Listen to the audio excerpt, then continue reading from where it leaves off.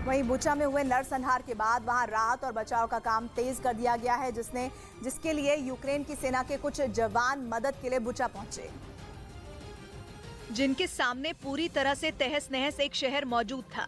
बर्बाद बिल्डिंगें, तबाह आशियाने और ध्वस्त हो चुकी दुकानों के सिवाय वहां कुछ भी नहीं बचा।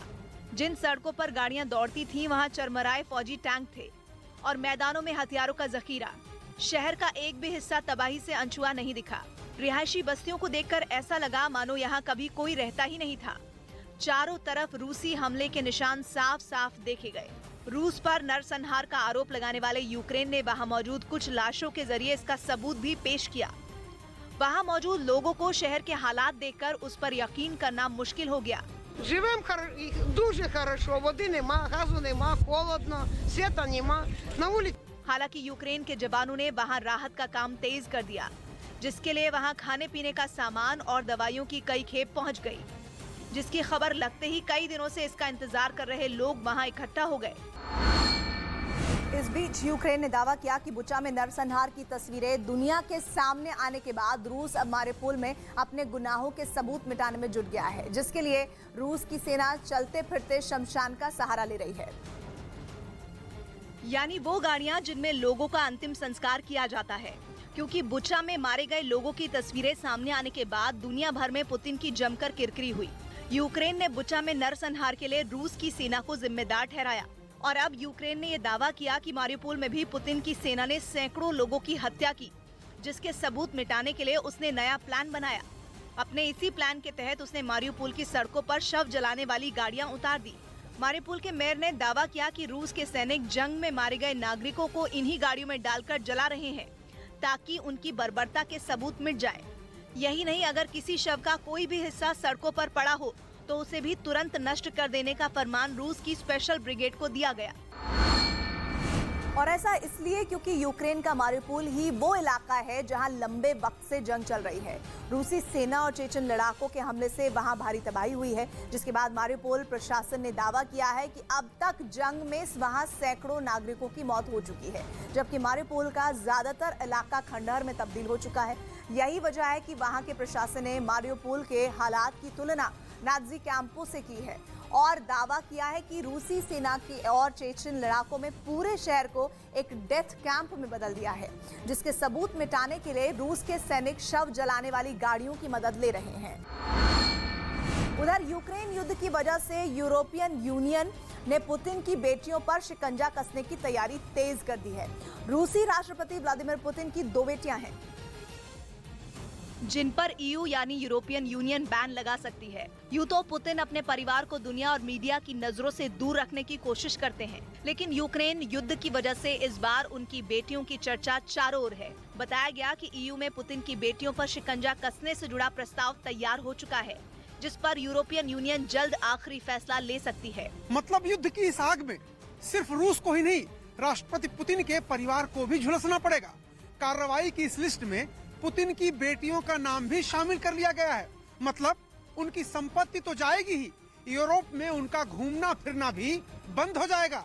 यानी ऐसा हुआ तो रूस के बाहर यूरोप के देशों में अगर पुतिन की बेटियों की संपत्ति है तो उसे जब्त कर लिया जाएगा।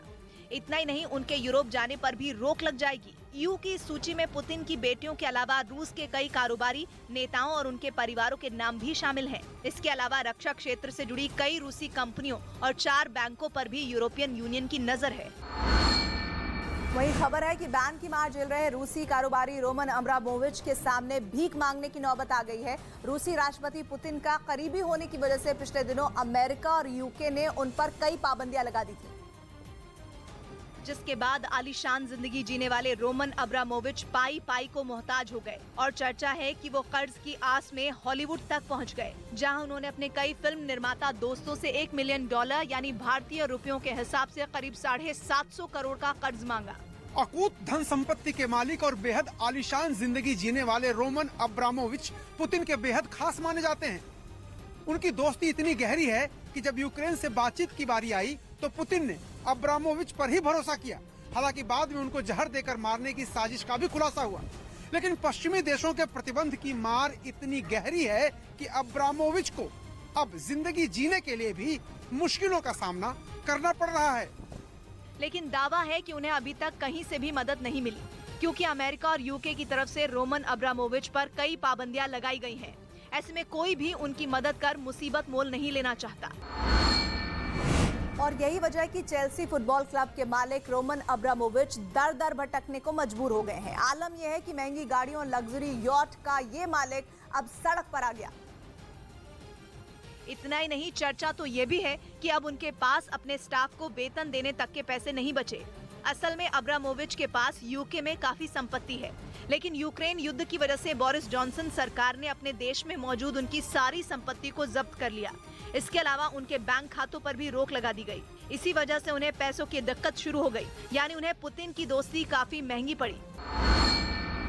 उधर फीफा के सामने फुटबॉल यूनियन ऑफ रूस बैकफुट पर आ गया। उसने फीफा यानी इंटरनेशनल फेडरेशन यानी कि फीफा, इसका अर्थ हुआ international federation of association football के साथ यूरोप के देशों के फुटबॉल संघ, European of union football associations के लगाए प्रतिबंधों को खत्म करने की अपील को वापस ले लिया। जिसकी जानकारी दी इस अपील की सुनवाई करने वाली CAS यानी court of arbitration for sports ने, जो खेलों के विवादों को निपटाने वाली सबसे बड़ी संस्था है। जहां फीफा और कुछ दूसरे देशों के लगाए गए बैन के खिलाफ रूस ने गुहार लगाई थी, लेकिन court of arbitration for sports ने बताया कि 30 मार्च को फुटबॉल यूनियन ऑफ रूस ने CAS दफ्तर से अपनी अपील वापस ले ली, इसलिए अब सुनवाई की प्रक्रिया खत्म हो जाएगी।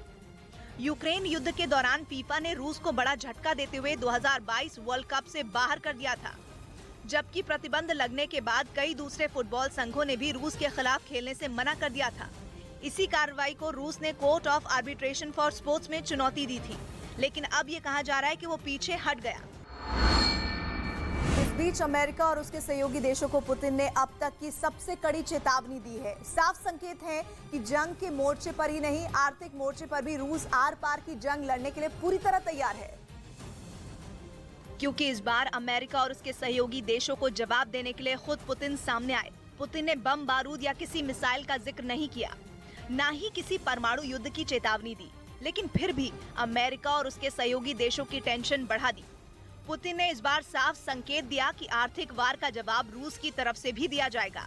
वार भी ऐसा होगा कि जो सर्जिकल स्ट्राइक से कम नहीं होगा। रूस की कई कंपनियों का अमेरिका और उसके सहयोगी मुल्कों में बड़ा निवेश है। इनमें एनर्जी सेक्टर ही नहीं बल्कि कई उद्योगों से जुड़ी कंपनियां शामिल हैं। खबर है कि रूस की कंपनियों के हिस्सों पर उन देशों की सरकारों ने कब्जा करने का प्लान बनाया है। इसी प्लान पर रूस की तरफ से पलटवार हुआ। पुतिन ने अल्टीमेटम दे दिया कि अगर ऐसा हुआ तो ये दुधारी तलवार जैसा होगा। मतलब साफ है कि नुकसान अकेले रूस का नहीं होगा, बल्कि हर एक्शन का उतना ही बड़ा रिएक्शन भी होगा। और पुतिन की चेतावनी केवल अमेरिका और उसके सहयोगी मुल्कों के लिए ही नहीं है, बल्कि ऊपर है इससे भी ज्यादा। वो ये कि अपने ऊपर लगे प्रतिबंधों का असर कम करने के लिए रूस कुछ कड़े कानून तैयार कर भी चुका है, जिन्हें बस वहां की संसद से पास होने और पुतिन के साइन की जरूरत बाकी है। माना जा रहा है कि रूस के जिन बैंकों पर अमेरिका और यूरोपियन यूनियन ने प्रतिबंध लगाए, उन बैंकों के बारे में रूस में भी माहौल बिगड़ रहा है। रूस की ही बड़ी कंपनियां और कारोबारी इन बैंकों के साथ काम करने से झिझकने लगे हैं। उन्हें डर है कि कहीं वो भी अमेरिका और यूरोप के निशाने पर न आ जाएं। इसलिए रूस एक ऐसा कानून लागू करेगा जिससे ऐसे कारोबारियों और कंपनियों को सीधा निशाना बनाया जा सके। कानून के तहत उन लोगों को 10 साल की सजा दी जा सकती है जो अमेरिका के प्रतिबंधों को मान रहे हों। प्रतिबंधों वाले बैंकों या उद्योगपतियों से किनारा करने वालों पर इस कानून के तहत कार्रवाई की जाएगी। मतलब ये कि ऐसा कानून जिससे यूरोप और अमेरिका के किसी भी प्रतिबंध का कम से कम रूस में कोई असर नहीं होगा। यूक्रेन में ऑपरेशन की शुरुआत के 42 दिन बाद रूस की ये सख्ती यूरोप और अमेरिका की टेंशन बढ़ाने वाली है। उधर यूक्रेन ने चेर्नोबिल परमाणु प्लांट से जुड़ा एक बहुत ही डराने वाला दावा किया है। यूक्रेन के मुताबिक रूसी सैनिकों ने वहां कब्जे के दौरान बड़ी मात्रा में रेडियो एक्टिव धूल उड़ाई, जो यूक्रेन के लिए खतरे की घंटी साबित हो सकता है, क्योंकि रूस के सैनिकों की तरफ से जो रेडियो एक्टिव धूल उड़ाई गई वो बेहद ही खतरनाक है और सैकड़ों लोगों के लिए जानलेवा साबित हो सकती है। सोशल मीडिया पर शेयर किए गए एक वीडियो के जरिए दावा किया गया कि रूस के सैनिकों ने प्लांट पर कब्जा करने के बाद वहां अपने हथियार और सैन्य उपकरण लगाने के लिए कई गड्ढे खोदे थे। ड्रोन से ली गई तस्वीरों में ये गड्ढे परमाणु प्लांट के उस हिस्से में दिखाई दिए जिसे रेड फॉरेस्ट कहा जाता है। रेड फॉरेस्ट यानी प्लांट की वो जगह जहां रेडिएशन का खतरा सबसे ज्यादा है। यूक्रेन पर हमला और उस पर जल्द से जल्द कब्जा जमाने की कोशिश में जुटे रूस के सैनिकों को यह खतरा शायद नजर नहीं आया। तभी तो 24 फरवरी को जंग शुरू होने के पहले ही दिन रूसी सेना ने चेर्नोबिल पर धावा बोल दिया था। रूसी सेना के बड़े बड़े टैंक और बख्तरबंद गाड़ियां खतरनाक रेडिएशन से भरे चेर्नोबिल के इलाके में बेधड़क घुस गई थीं। हैरानी की बात ये रही कि युद्ध की रणनीति बनाने वाले रूसी सेना के कमांडरों को भी ये खतरा नजर नहीं आया और उन्होंने उससे बचाने वाले सुरक्षा उपकरणों के बिना ही अपने सैनिकों को वहां भेज दिया।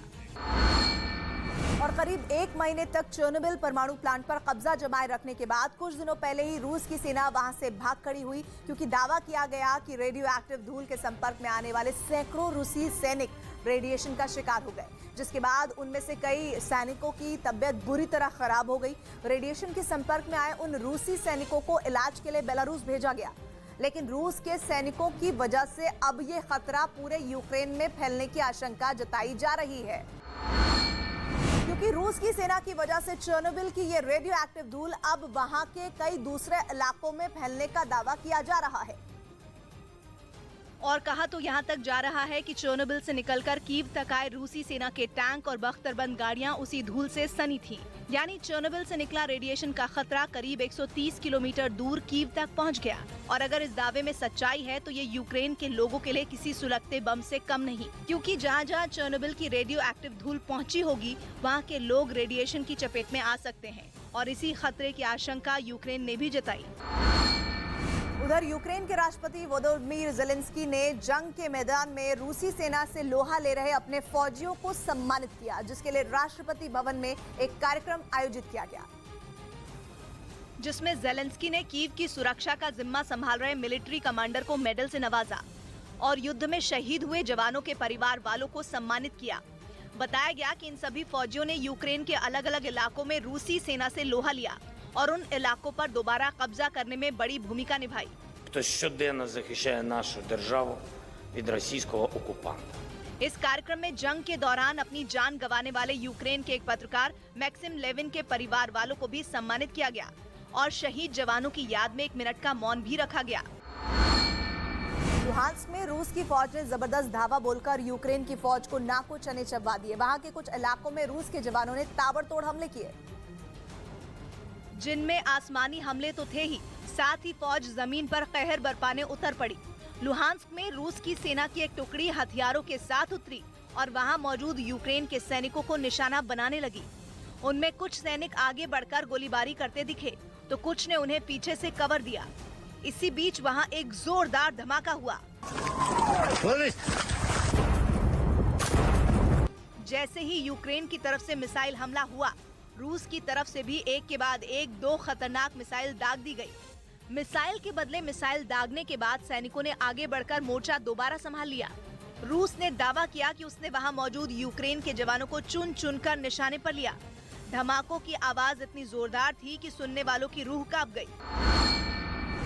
इस सैन्य कार्रवाई के बाद रूस के रक्षा मंत्रालय ने एक बयान जारी किया, जिसमें उसने लुहांस्क में अपने इस ऑपरेशन के बारे में जानकारी दी। साथ ही मिसाइल हमले का पूरा वीडियो भी जारी किया, जिसमें मिसाइल उसके टारगेट किए यूक्रेन के एक ठिकाने पर तबाही मचाती नजर आई। Вооруженные силы Российской Федерации продолжают специальную военную операцию на Украине. रूस ने दावा किया कि उसने मिलिट्री ऑपरेशन यूक्रेन के विद्रोहियों के साथ मिलकर चलाया, जिसमें उसने लुहांस्क के कई इलाकों में यूक्रेन की फौज को खदेड़कर बाहर कर दिया। उधर यूक्रेन की जंग के 42 दिन बाद एक बार फिर से लगने लगा कि अमेरिका और रूस के बीच एक आर्थिक जंग छिड़ चुकी है। अमेरिका ने एक ऐसा दांव चला जिससे रूस के सामने ऐतिहासिक संकट खड़ा हो गया, तो इसकी परवाह न करते हुए पुतिन ने एक ऐसी चाल चल दी जिससे दुनिया भर में डॉलर की बादशाहत खत्म हो सकती है। इसलिए अब दुनिया भर में छिड़ी आर्थिक जंग साफ दिखने लगी है। अमेरिका ने एक ऐसी चाल चली जिससे रूस अपने ही देश में बुरी तरह फंस गया। रूस के सामने ऐतिहासिक डिफॉल्टर बनने की नौबत आ गई। रूस के बैंकों ने अपना बहुत बड़ा फंड अमेरिका के बैंकों में जमा किया हुआ था। रूस के बड़े बैंकों में वहां के नागरिकों का एक बहुत बड़ा सॉवरन फंड है, ऐसा फंड जिसमें रूस के लोग अपनी बचत की रकम जोड़ते हैं। इसी हफ्ते इस बॉन्ड से जुड़े करीब 60 करोड़ डॉलर रूस के इन बैंकों को वहां के नागरिकों को देने थे। रुपयों में रकम करीब 6,500 करोड़ रुपए होती है। इतनी बड़ी रकम नागरिकों को देने के लिए रूस के बैंकों ने अमेरिका के बैंकों में जमा अपनी रकम निकालने की कोशिश की। लेकिन अमेरिका ने ये पेमेंट रोक दी। इतनी बड़ी रकम का भुगतान रोके जाने से रूस के बैंकों को बड़ा झटका लगा। झटका इसलिए क्योंकि ये डॉलर बॉन्ड थे। डॉलर बॉन्ड का मतलब ये होता है कि ग्राहकों को इसका भुगतान डॉलर में ही किया जाता है। पहले जो प्रतिबंध अमेरिका ने लगाए थे उसमें डॉलर बॉन्ड के भुगतान पर रोक शामिल नहीं थी।